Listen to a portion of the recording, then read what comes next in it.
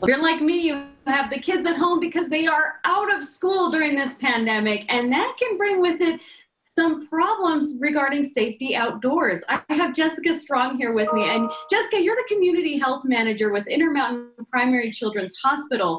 And you guys have a campaign called Spot the Tot to raise awareness to times like these when we really have to be paying attention with the kids. Are you noticing some changes in our environment right now when it comes to children's safety?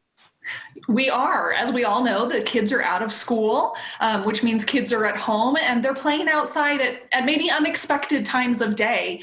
You might see families out going for a bike ride or kids playing on scooters or sidewalk chalk, sometimes mid-morning or again, other times that you may not expect it.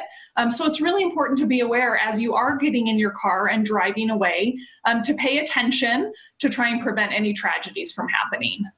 Well, and that's what this whole program is about. Spot the Tot. What's the main message that you're sharing with this campaign?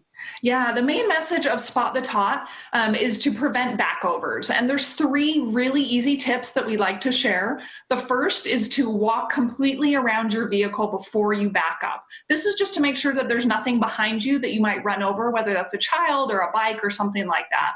The second tip is to roll down your windows and to actively listen. Pay attention because kids that are zipping by on scooters, they may not be watching for cars, so it's up to us to watch for those kids. And then the third tip is to eliminate distractions. So that could be the radio, it could be your phone, maybe even other passengers in the car. But try for those few minutes and actually even few seconds that it takes to back out of your driveway or a parking spot to really pay attention to help prevent a tragedy.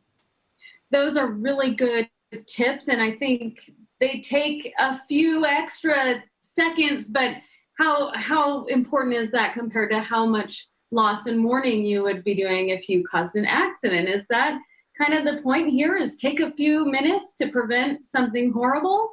Absolutely. And really, it takes between 30 and 60 seconds to practice these tips. And again, it really can save a life because we do see these tragedies happen in Utah as well as around the country.